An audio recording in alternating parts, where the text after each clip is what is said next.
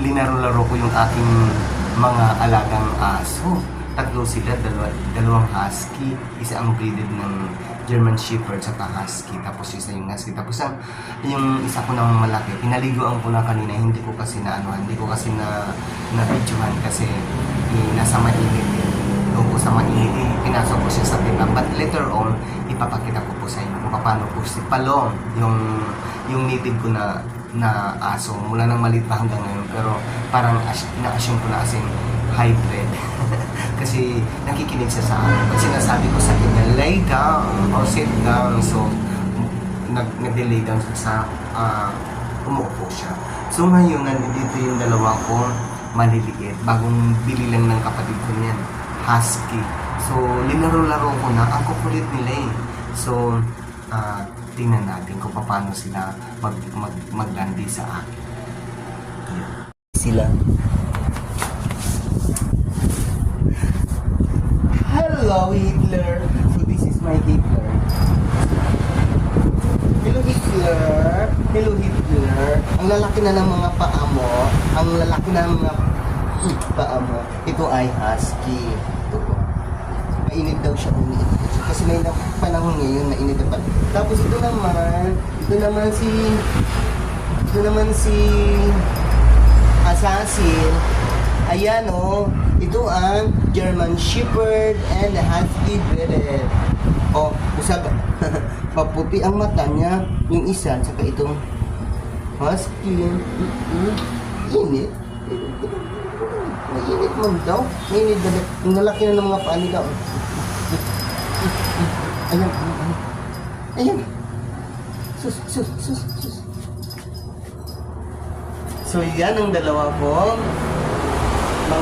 Mga dog puppy. Mga dog puppies nila. Ayan, inainit. Iniinit. Naghinga-hinga. Ang lalaki ng mga paa nila.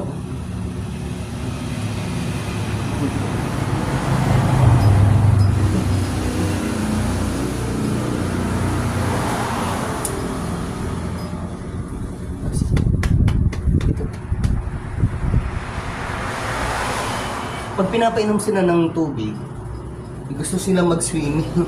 Kasi ito palang klaseng aso. Pag once na nakita sila ng water, na stagnant water, pumupunta sila doon. Katulad nung nakaraan linggo, umulan dito, parang ang lakas ng ulan dito. Diyos ko, nagulat na lang ako nung pumupunta sila sa akin.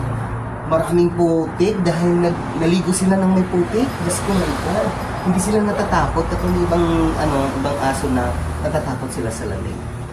So, ganun sila. Ito sila, magkapatid sila. Pero itong breeded ng German Shepherd, ang puti ang mata, tapos itong ni Assassin. Ang lalaki ng mga tapos ito naman si Hitler. Ang lalaki nila, mga next month, Diyos ko, ganun na sila kataas. Kaya ang lalaki nito eh. Ang lalaki nito. Tutulis ng mga mata nila. So yun ang aking dalawang maliliit pang husky at saka breeded ng German Shepherd. So pupuntahan natin yung aking local na aso. Pangalan ko yun ay si Palong. Alam kung bakit tinanong ko siya sa Palong? Kasi yung Palong sa Bisaya, yung bang walang tainga. Kaya Palong siya. Hello Palong, how are you? Yes, babe. Bagong ligo to siya kanina. Pinaliguan ko siya kanina, maagang maaga.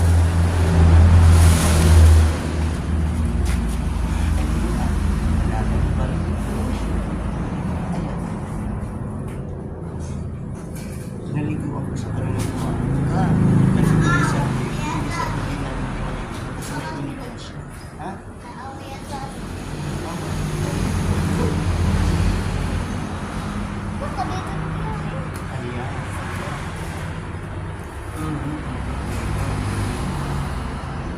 Mabango siya. Pangulit. Ano yung mabango ko yun? Sino? Talong? Mga kulat? Malaki na siya. Ang takas na niya. Talaga nung lang yun. So yun ang aking mga alagang aso.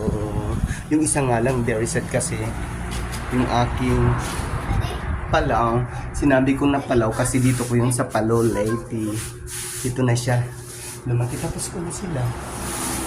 Ayun. Ayan. Binisita ko sila kasi namimiss nila ako. Ganun kasi ako mag-alaga ng ano eh. Ganun talaga ako mag-alaga ng aso kahit yung mga pusa. Mga pusa din. May pusa ako sa sa Qatar. Nung nasa Qatar ako, binigyan ako ng German na kliyente. Tapos yung pusang yung scaffolded, ang ganda. Tapos nalungkot ako kasi nag-travel ako, umuwi, napunta ko ng Amerika.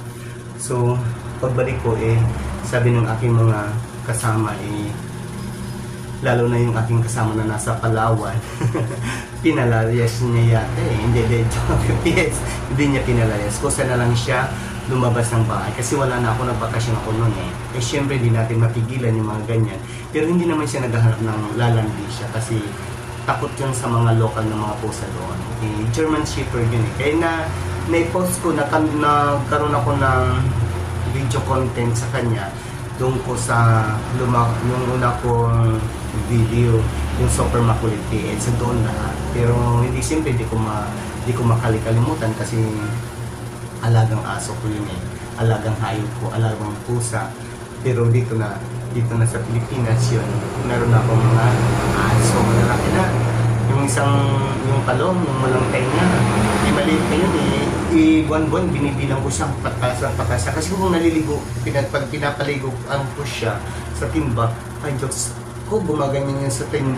Dati gumaganyan siya, ngayon ganyan na siya. Ganyan na siya. So ayun po.